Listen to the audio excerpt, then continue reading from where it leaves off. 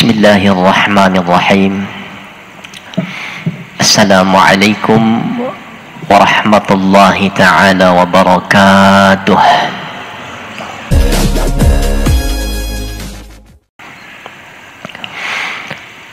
Alhamdulillahi rabbil alamin, alladzi khalaqal insana fi ahsani taqwim, thumma radadnahu asfala safilin, illa alladhina amanu wa amilus solihat. Ashhadu an la ilaha illallah wa ashhadu anna Muhammadan abduhu wa rasuluh. Allahumma salli wa sallim ala nabiyyina Muhammad wa ala alihi wa ashabihi ajma'in wa man tabi'ahum bi ihsan ila yaumiddin. Qalu subhanaka la ilma lana illa ma 'allamtana innaka antal alimul hakim. Faya ayyuhal muslimun al hadirun, usikum wa iyaya bitaqwallah, faqad fazal muttaqun. Faqad qala Allah ta'ala fi kitabihil karim, wa huwa asdaqul qailin. A'udzu billahi minasy syaithanir rajim. Bismillahirrahmanirrahim. Wa id qulna lil malaikati isjudu li adama fasajadu illa iblis aba wastakbara wa kana minal kafirin. Shadaqallahul azim wa sadaqa rasuluhul karim.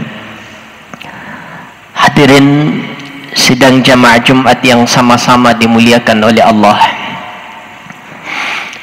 Alhamdulillah, inilah kalam terbaik yang patut kita ucapkan pada pertemuan Jumat kali ini.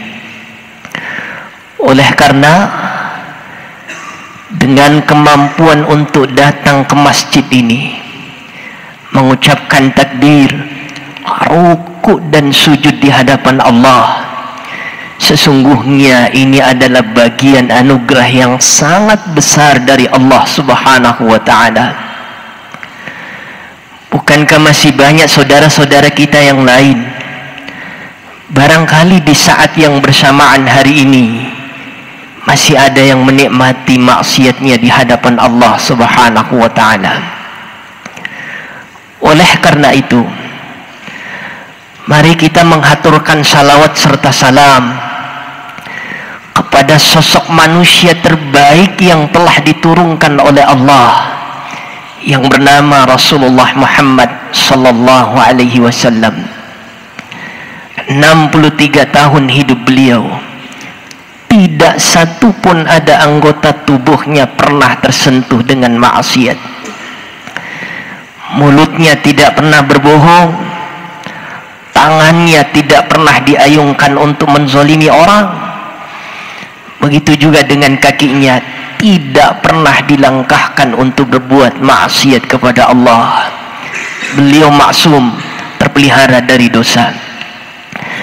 Hadirin sidang jamaah Jumat yang sama-sama dimuliakan oleh Allah, izinkan saya pada pertemuan yang singkat ini mengangkat satu tema. Ada dua sifat, kalau dua sifat ini masuk dan menjelmah dalam hati kita, raga kita boleh saja ruku dan sujud di hadapan Allah, tetapi sesungguhnya batin kita jauh sejauh-jauhnya dari Allah Subhanahu wa ta'ala. Sifat yang pertama adalah sifat takabur. Inilah penyakit hati yang pertama, dibawa oleh iblis, lalu kemudian diinginkan agar sifat ini masuk menjelma dalam hati manusia. Hadirin, sifat ini sangat halus.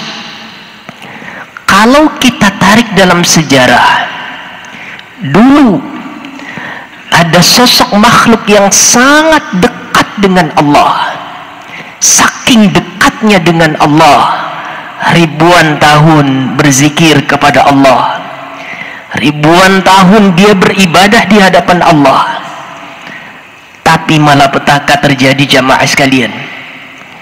Ketika Allah menciptakan hamba yang bernama Nabiyuna Adam alaihissalam, maka di sana Allah perintah seluruh makhluk yang lain untuk sujud di hadapan Nabi Adam lewat satu firman Allah, wa idh qulna lil malaikati isjudu li adama fasajadu illa iblisa aba wastakbara wa kana minal kafirin.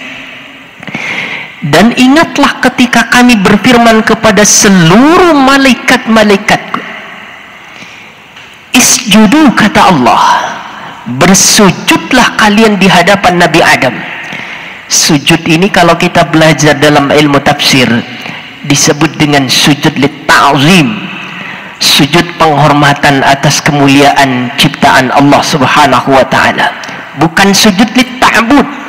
Sebab sujud beribadah hanya diperuntukkan kepada Allah Subhanahu wa taala. Maka serentak seluruh malaikat-malaikat Allah serentak bersujud di hadapan Nabi Adam. Tapi ada satu makhluk yang tidak mau bersujud di hadapan Nabi Adam. Makhluk ini dulu dikenal dengan nama yang mulia, disebut dengan nama Azazil. Tapi ketika dia takabur, maka makhluk ini berubah nama menjadi iblis. Aba wastakbara wa kana minal kafirin. Tidak mau dia bersujud, bahkan dia takabur di hadapan Allah Subhanahu wa taala.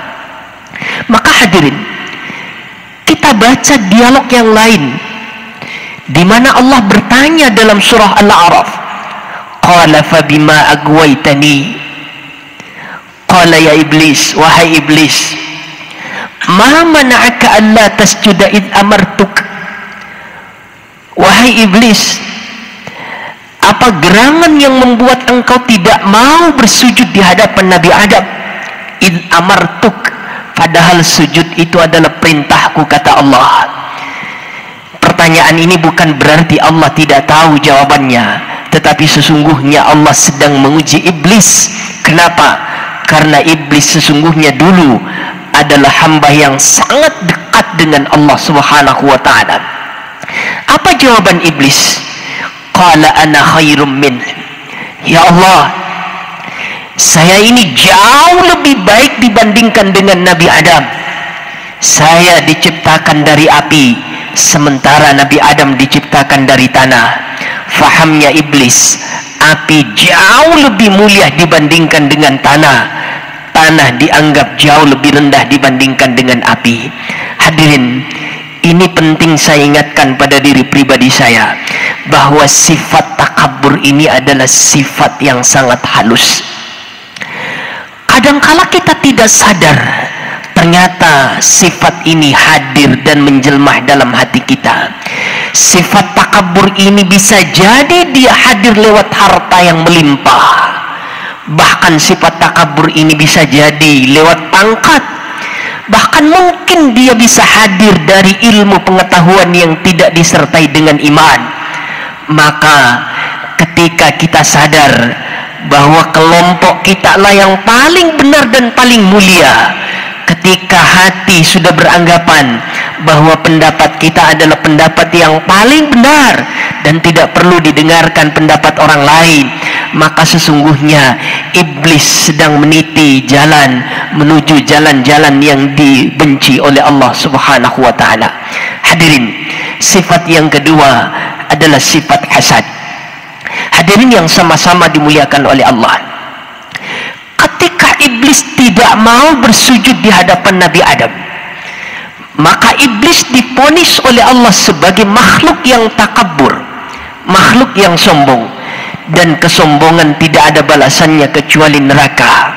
Maka iblis tidak rela dimasukkan ke dalam neraka sendiri, tetapi iblis menebar bala tentaranya untuk menggoda dan membisikkan manusia, anak cucu Adam, agar di antara mereka ada yang ingin menemani di dalam neraka Allah Subhanahu wa taala. Hal ini secara gamblang Allah dialogkan dengan iblis dalam surah Al-A'raf ayat 16 dan 17 ketika Allah berfirman, qala fa bima aghwaytani la'aqudanna lahum siratakal mustaqim.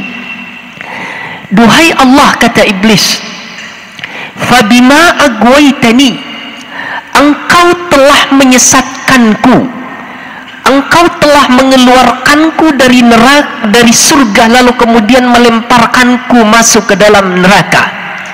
La'aqudanna lahum siratakal mustaqim. Pasti, kata iblis, la'aqudanna, saya akan duduk di hadapan mereka. La'aqudanna berakar dari kata-kata qa'ada. Qa'ada itu maknanya adalah duduk.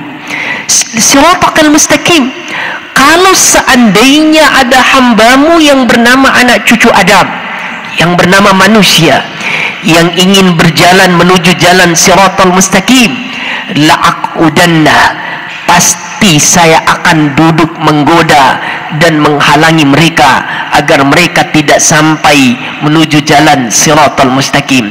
Hadirin yang sama-sama dimuliakan oleh Allah, itulah sebabnya berbuat baik itu berat. Sekali lagi saya sampaikan, berbuat baik itu adalah berat. Kenapa? Karena kita sedang bertarung dengan iblis laknatullah alaih. Berangkat dari rumah ke masjid ini, semakin dekat suara azan dikumandangkan, maka mata semakin berat. Jangankan di luar masjid, di dalam masjid pun iblis sedang bekerja. Kadangkala kita sudah mengucapkan kalimat Allahu Akbar, Allahu Akbar, Allah Maha Besar, mulut mengucapkan kalimat Allahu Akbar, tapi kadangkala hati mengingat yang lain. Kadangkala teringat utang yang belum terbayarkan, kadangkala hilang kunci motor di dalam salat kita didapatkan. Ini cara iblis untuk menghiasi godaannya agar kita tidak sampai pada siratal mustaqim. Hadirin, sebagai penutup, penting saya sampaikan, kira-kira dari mana iblis menggoda manusia. Sebagai manusia penting untuk kita fahami. Ini digambarkan oleh Allah dalam surah Al-A'raf ayat 17. Allah berfirman, "Tsumma la'atiyannahum min baini aydihim wa min khalfihim wa an aymanihim wa an syama'ilihim." Iblis akan datang menggoda manusia dari 4 arah. Jadi 4 arah sudah dikuasai oleh iblis. Tidak ada lagi keselamatan manusia dari 4 arah itu. Yang pertama, la'atiyannahum min baini aydihim. Iblis akan datang menggoda manusia dari arah depan. Wa min khalfihim, iblis pun akan datang dari arah belakang. Wa an aymanihim, iblis pun akan datang dari arah kanan. Wa an syama'ilihim, iblis pun akan datang dari arah kiri. 4 arah sudah dikuasai oleh iblis. Oleh Imam Ibnu Abbas menafsirkan ayat ini bahwa ketika iblis datang menggoda manusia dari arah depan, maka iblis sedang menutup mata dan hati manusia agar tidak mampu melihat indahnya kehidupan akhirat. Yang kedua, ketika iblis datang menggoda manusia dari arah belakang, maka iblis sedang menghiasi dunia dengan penuh kemewahan. Itulah sebabnya semakin bermewah-mewah, maka kadangkala hati kita sering merasakan kesenangan. Tapi hati-hati jamaah sekalian, kehidupan dunia adalah kehidupan sandiwara. Kehidupan dunia adalah kehidupan yang menipu. Itulah sebabnya Allah mengingatkan kita dalam Al-Quran bahwa paling tidak ada 3 sifat dunia. Pertama, sifat dunia adalah zina, perhiasan. Yang kedua, laibun, dunia adalah permainan. Yang ketiga, lahwun, dunia itu adalah sandiwara.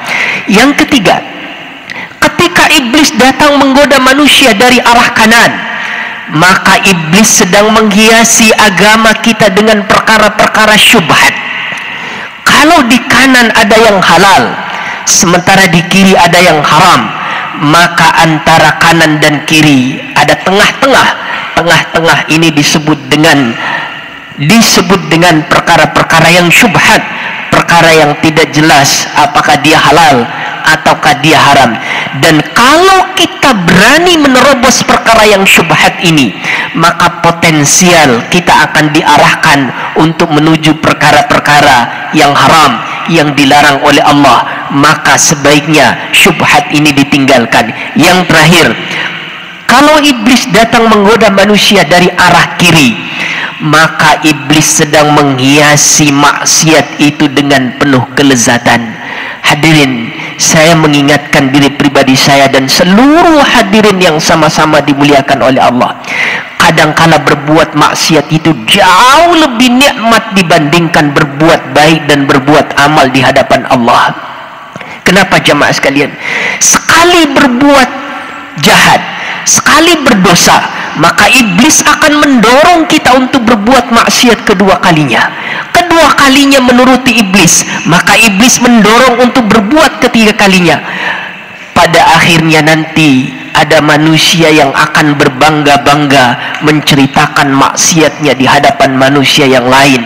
Na'udzubillah, thumma na'udzubillahi min zalik. Pertanyaan terakhirnya, lalu kemudian dari mana arah keselamatan itu? Tidak ada jalan lain jamaah sekalian kecuali kita mengejar dua arah.